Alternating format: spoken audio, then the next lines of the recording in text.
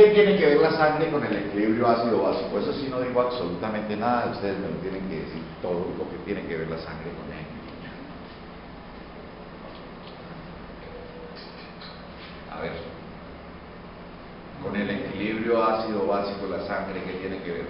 Les digo, pues es el elemento, pues fuera de la acción respiratoria, fuera de la acción renal, de las soluciones amortiguadoras, es lo más importante. Bueno, no fuera de las soluciones amortiguadoras, dentro de las soluciones amortiguadoras. ¿Cuáles proteínas? No, pues lo que pasa es que una de las soluciones amortiguadoras es la de proteínas, y esas son las que ayudan en todo el organismo a nivel sanguíneo, a mantener el equilibrio ácido. Ácido-básico. Perfecto, eso es, exactamente. La sangre tiene uno de sus componentes, los glóbulos rojos. Los glóbulos rojos tienen un componente que se llama hemoglobina, dentro de la célula como tal.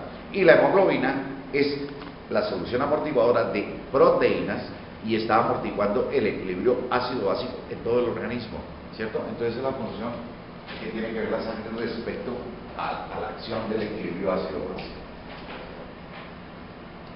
Hasta ahí es claro, señores. ¿Tienen alguna duda? ¿Alguna pregunta? Bueno. ¿Cuál es el nombre de las proteínas del plasma sanguíneo? Ahorita las vamos a ver. Albúminas, globulinas y fibrinógenos. 3. Y vamos a ver. Esas las detallamos un poquitico, porque hoy vamos a hablar del plasma. Bueno, entonces, ¿la sangre cómo está compuesta? Entonces tenemos que partir de la base de algo muy sencillo. La sangre no es más que una composición líquida y una composición sólida. El líquido se llama plasma sanguíneo, o sea, la parte líquida, que lo vamos a analizar más tardecito. Y la parte sólida se llaman células sanguíneas. Las células sanguíneas que circulan a nivel de la sangre son en orden de proporción y de número. Eritrocitos, esos son millones por milímetro cúbico. Plaquetas, que son del orden de las 300, 400 mil por milímetro cúbico. Y leucocitos, que estamos hablando del orden de 8.000 a 9.000 por milímetro cúbico de sangre. Entonces son 3 grupos celulares diferentes, con diferente función, que están en un mismo sitio, bueno, vaya y venga, pero que realizan funciones diferentes, totalmente diferentes realizan cada uno de esos elementos. ¿Sí? Bueno, entonces, bajo esas características, vamos a hablar de plasma sanguíneo. Hoy no, en la clase no vamos a hablar de células sanguíneas, nos vamos a hablar de la parte líquida de la sangre como tal, que es el plasma sanguíneo.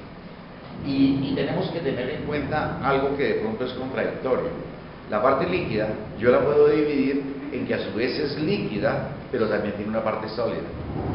¿Qué quiere decir? Que por el plasma están circulando una serie de microelementos muy pequeños, en cantidades demasiadamente pequeñas, pero hacen parte del plasma sanguíneo.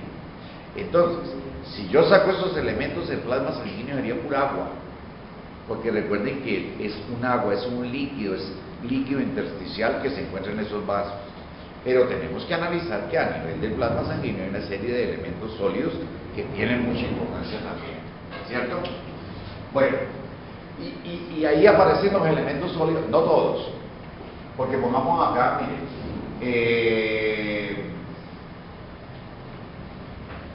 en enzimas vamos a encontrar como 35 enzimas. Yo después les voy a nombrar unas 3 que son muy importantes.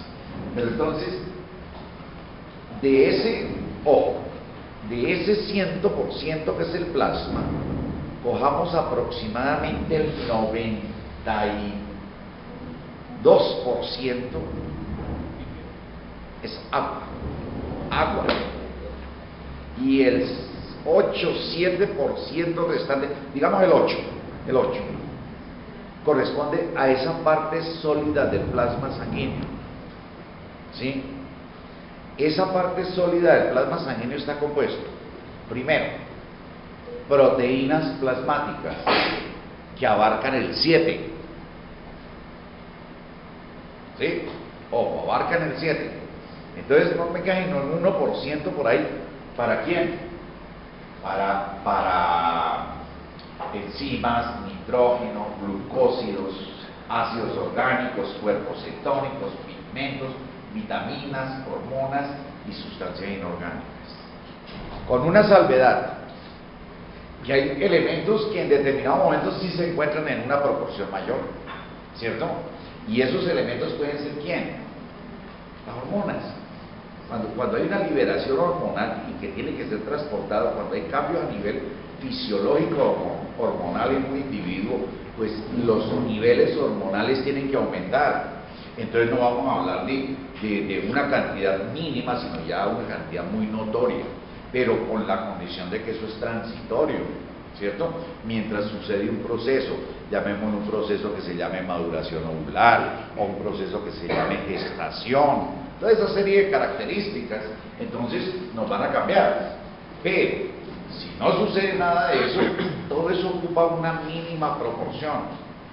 Y estas proteínas plasmáticas, si ustedes suman, la albúmina tiene una concentración de 4.2%, la globulina 0.5 y el fibrinógeno 0.3. Si sumamos eso da el 7%.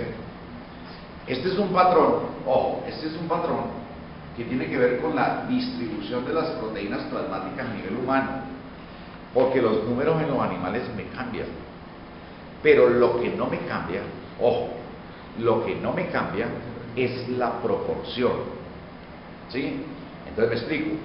La albúmina es la proteína que se encuentra en mayor proporción a nivel del plasma sanguíneo. Las globulinas se encuentran en una proporción intermedia y el fibrinógeno tiene una mínima proporción de encontrarse normalmente en el plasma sanguíneo. Entonces, esas serían las condiciones de distribución, de cantidad, que varían de acuerdo a las especies animales.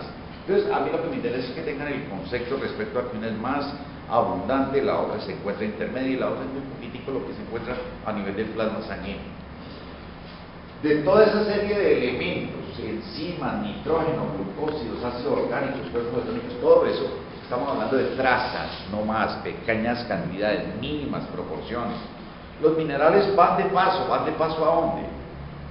Los cuerpos orgánicos, los ácidos orgánicos, ¿para dónde van? Toda esa serie de elementos, ¿para dónde van? ¿Para dónde irían? Todo lo que lleva el plasma. Eso no está circulando y dando vueltas toda la vida. ¿A dónde van? Mire, sustancias inorgánicas, vitaminas, hormonas, los mismos pigmentos. ¿A dónde van? ¿Ah? Sí, van para las células.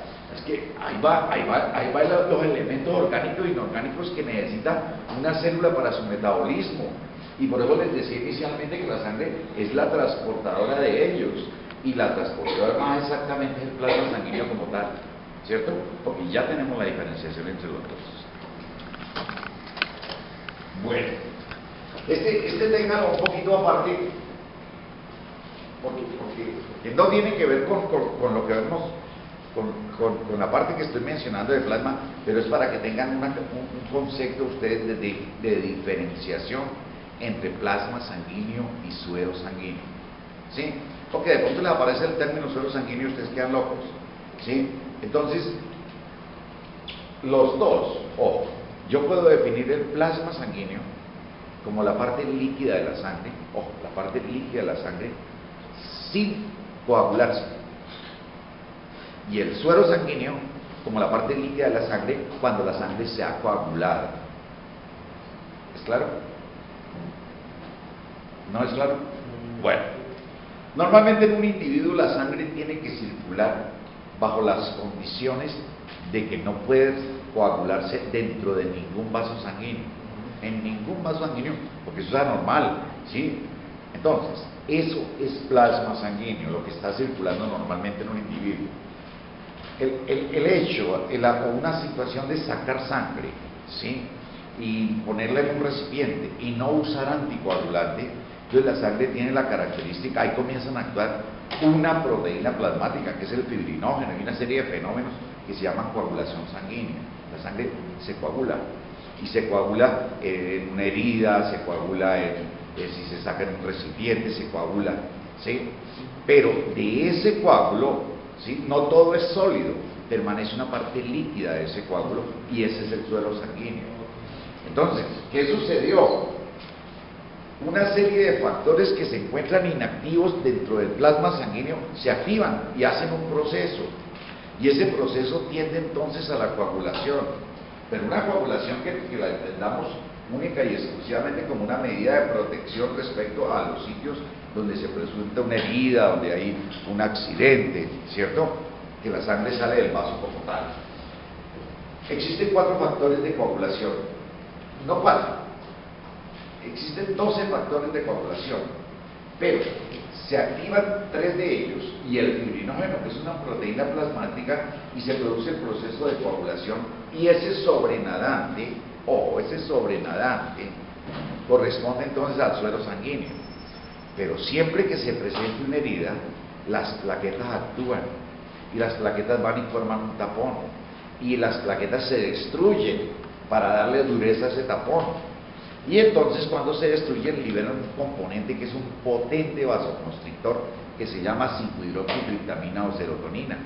Entonces el plasma tiene serotonina, el plasma tiene los factores ya liberados, ¿sí? El suero no.